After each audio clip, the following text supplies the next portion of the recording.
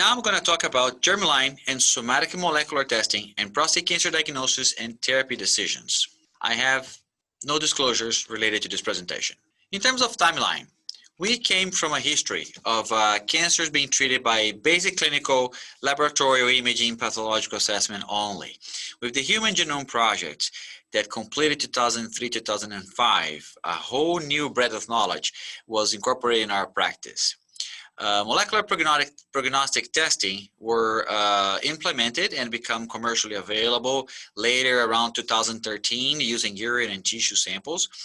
And previous knowledge from the BRCA1 and 2 genes were introduced in the late 2000s, but become a lot more important after the publications and recent studies from 2015. Finally, guidelines started suggesting that genetic counseling and testing starting in 2017, and the treatment decision making was driven by genetic diagnosis is something that's been starting to be considered this year, 2020. So as you can see, in a very short period of time, there's been a lot of progress and explosion in this genetic testing incorporation and implementation in our normal practice and care for these cancers. And there's several applications for this. One is towards screening and prevention, not only for the same individual, but also his family members, which is also called cascade testing. For prognostic information, not only to inform risks, but also to assist in overall treatment decisions and strategies. And for therapeutic purposes, using precision medicine to guide treatment decisions with direct impact in this patient's outcomes. So what is a germline and what is a somatic mutation? So germline are abnormal mutated genes that are inherited from the parents or the grandparents or from the family. That means that all cells from that individual will carry that specific abnormality. And therefore, that individual also transmits that mutation to the offspring, at least half of these gametes or more. There's roles for genetic counseling, family screening, and also prevention strategies when we identify germline mutation genes. For somatic genes, this is actually happening in somatic tissues, meaning the tumor. So those are sporadic abnormal mutated genes that are identified in a specific tumor. Only the tumor cells will carry that abnormality, and therefore that mutation is not transmitted to the offspring.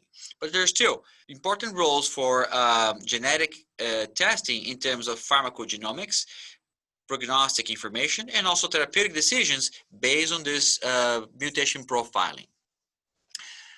In terms of molecular testing, we have been using this for 5-6 years or more in our practice, and that includes molecular signatures for RNA found in tissue, urine, and blood. And these are the most common commercial tests that you're all familiar with. It's typically based on PCR methodology. For tumor sequencing, we've been using to analyze specific panel of genes in tumor tissues. So tests created by Foundation Medicine, Caris, more recently Tempus, they use next generation sequencing, and this allows us to look for very large panel of genes in all sorts of different samples. And in terms of differentiation between the germline and the somatic testing, germline testing is usually done in blood or saliva samples, while somatic testing is done in tumor or circulating tumor cells. The panel of genes usually interrogate known mutations that we know already they are associated with the cancer. But we still identify a lot of other mutations and abnormalities that we call VUS. They're a variant of uncertain significance. And many of these genes, they actually do not cause cancer, but they are fundamental genes associated with a normal physiology of the cell, normal functioning of the DNA and the cell cycle. And when these genes are altered or they are mutated, those functions don't perform so well and increase the probability of cancer to not only appear in certain individuals, but also to behave more aggressively. So there's an important concept of genetic counseling. The genetic counselor will make a full evaluation of the inherited cancer risk. That will include not only a family history and the construction of a pedigree of the whole family with the involved members and the members at risk, but also they're going to consider the specific personal cancer characteristics and risk factors present on that situation. They will discuss the possible testing options, what are the risks and benefits of the test, what are the results and implications in terms of the healthcare, quality of life, possible treatments that this patient might be being recommended. What is the insurance and financial burden if depending on the test results, and also what's the implication for family members depending on the mutation identified. If, for example, is a germline mutation, that would increase risks and it would bring implications for the family members. That's why we talk about cascade testing. Many times there's need to recruit the family so everyone can be tested. So it's a fundamental piece of this whole process, and not only assist patients, but also physicians during this informed decision-making process. It's important also to mention a quick word about GINA.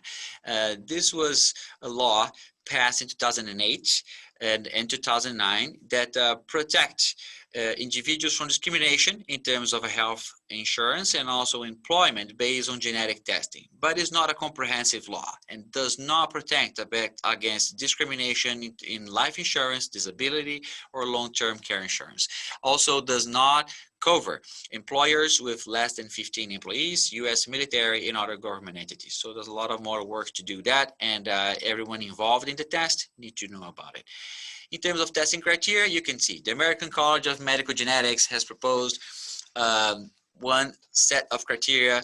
The NCCN has also proposed a different set of criteria for identification of BRCA1 and 2 genes, and the group of Johns Hopkins also has their own criteria for familial prostate cancer. So there's a need for unification and a consensus of what's the best criteria. So now talking about the genes, what are the genes that are mostly investigated and tested as a germline mutations in prostate cancer? So the first one is HOXB13, is a homeobox13 gene. This is the main prostate cancer susceptibility gene, and it's a transcription factor that interacts with androgen receptor, and it regulates cell growth and differentiation. Some variants, as described here, has been associated with some ethnicities and increased risk of prostate cancer in their population. The other genes are the HBOC genes, so the hereditary breast and ovarian cancers. These are the very well-known BRCA1 and 2. These are tumor suppressor genes coming from the chromosome 17 and 13 respectively, and they code proteins that function in the homologous recombination function, which is a very, very important function to preserve DNA and affix do DNA repair during cell division. You can see the mutations on the BRCA1 increase in 1.8 to 3.8 fold the relative risk of a prostate cancer diagnosed in an individual by age of 65 years old. And this is the risk associated with BRCA2. We know that carrier men who are younger than 55 years old have a relative risk that is 7.8 up to 23-fold higher than normal population. And the presence of this mutated gene would encode more aggressive cancers and be associated with mortality age of onset. It's a very prevalent mutated genes in this disease, and more than 5% of a familial clustering of prostate cancer will express BRCA2. It's also very prevalent in certain populations, and the Ashkenazi Jewish members will see 2% of mutated BRCA2 genes. The other important genes are genes related to the Lynch syndrome. This is also known as the hereditary non-polyposis colorectal cancer. It's a major cause of inherited susceptibility for colorectal, endometrial, and other cancers, and is an autosomal dominant disease, and it mostly involves DNA mismatch repair genes. These genes are related here: MLH1, MSH2 and 6, PMS2, and also the deletion of the EpiCan gene, which is associated with loss of expression of the MSH2. You see, I will show in a publication later that also microsatellite instability seen in these tumors is caused by the loss of the DNA mismatch repair genes. So this is another important thing that can be used in terms of somatic mutations associated with these tumors.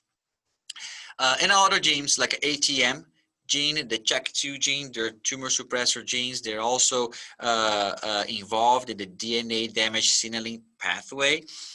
They're also very prevalent, second only to the BRCA2 in prostate cancer, the hereditary prostate cancers. And they also are associated with a higher risk of developing cancer and also more aggressive and lethal forms.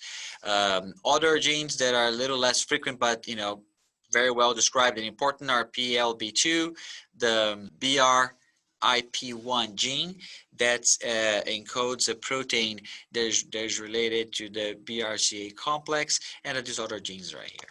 So this table is just to summarize the prostate cancer risk associated with the expression of these mutated genes, what's the frequency of these mutations in the literature, and on your right side you see this lollipop schedule showing the number of amino acid residues for each one of those encoded proteins, and the sticks represent the mutations that have been identified, the pathogenic mutations that have been identified associated with each one of those genes.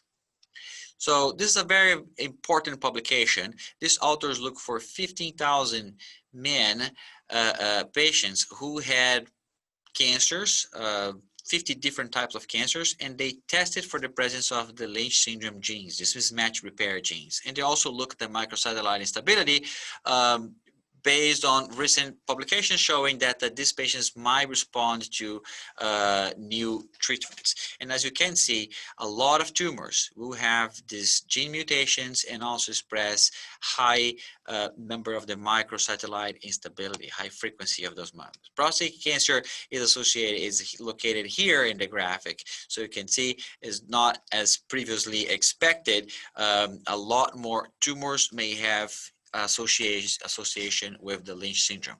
This is the results is stratified by the mismatch repair genes listed in the graph, showing the association with the microsatellite instability frequencies. And the prostate cancer again is the orange bar right here, a lot higher than expected.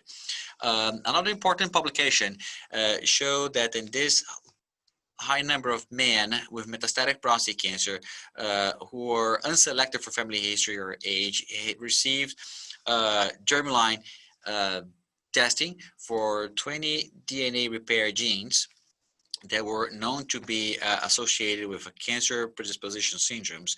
And interestingly, that's the prevalence of these gene mutations identified in this population. You can see BRCA2, ATM, CHEK2, BRCA1, and all those other genes that I mentioned before.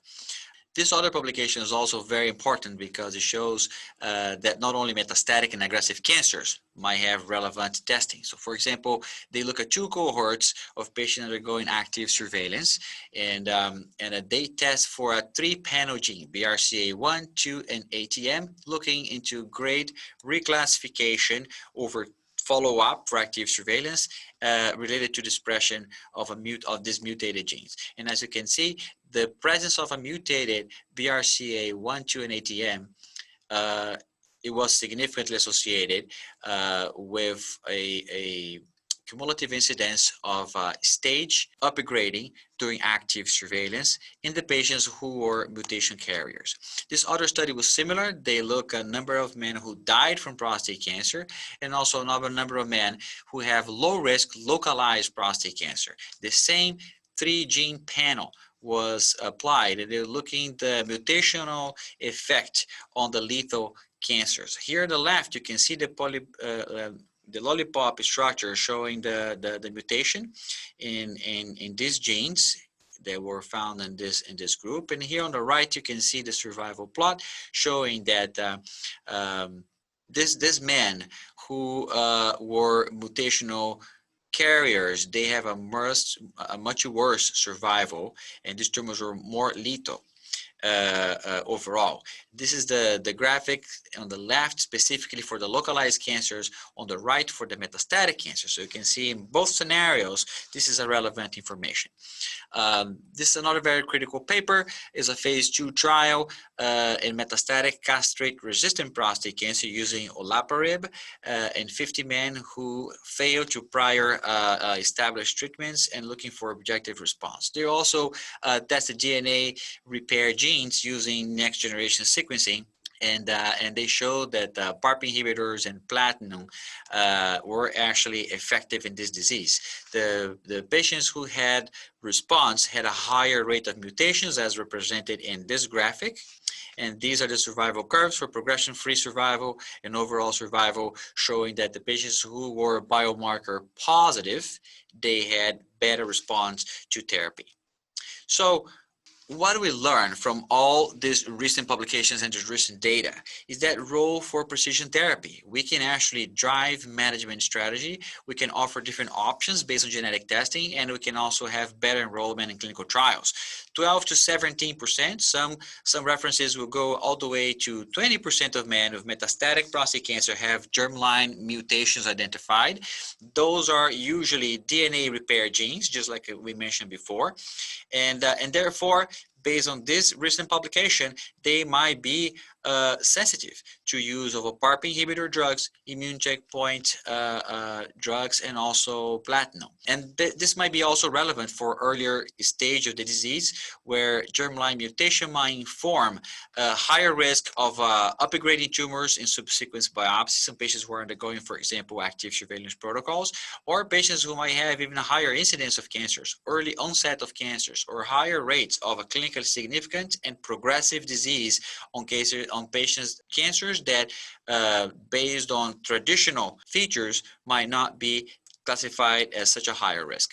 We learned that prostate cancer and germline mutations might be associated with hereditary cancer predisposition syndromes, especially HBOC, Lynch Syndrome, and this not only has important implications for the patient management, but also informing family risk and for prevention strategies. So the obvious questions that come is, what's the best gene panel to use? What are the indications for this testing? And how we can meet the demand for genetic counseling in all this population.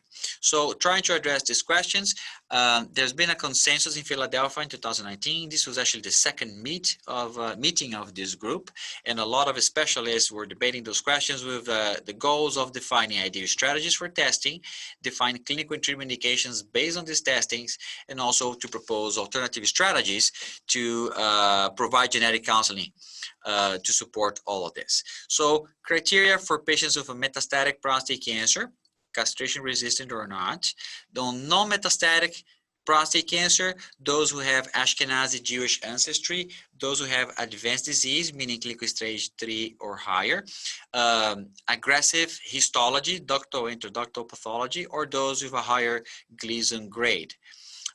For those with family history, meaning brother, father, or 2 members with prostate cancer younger than 60 years old who died or had metastatic prostate cancer, or even family history for other tumors. For example, 2 members with cancers from the HBOC or Lynch syndrome with onset less than 50 years old.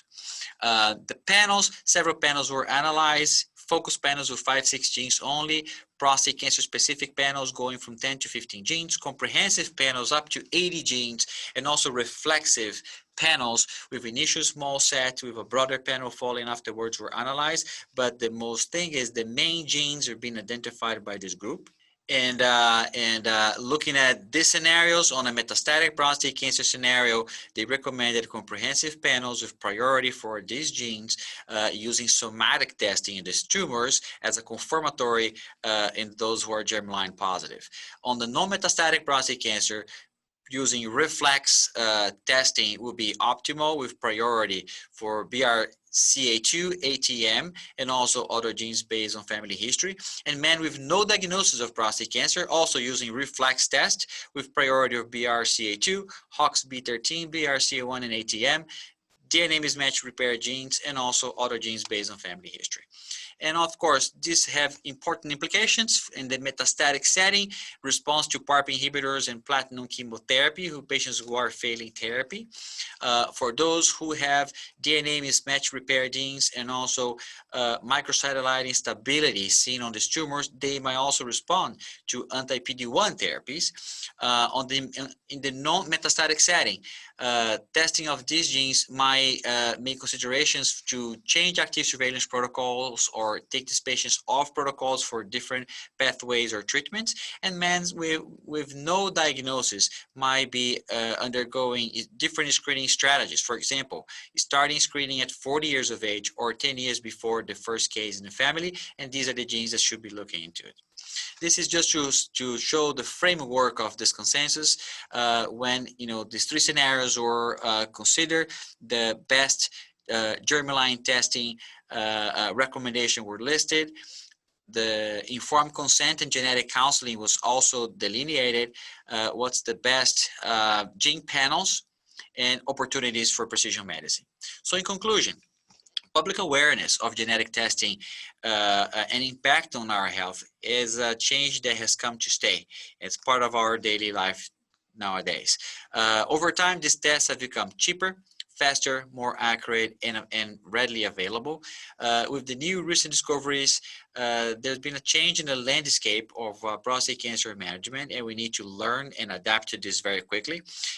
This has caused deep impact in patient screening, diagnosis, and treatment, with implications also for population screening, prevention strategies, and also cascade testing in these identified high-risk families. Our role should be to continue to define what are the best practices for identifying the best candidates and gene panels to test our patients.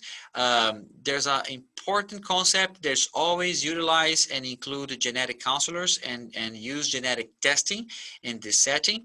And also the design of clinical trials to validate what's the clinical benefit of the incorporation and utilization of this genetic testing and new genetic-based practices in our clinic management of prostate cancer.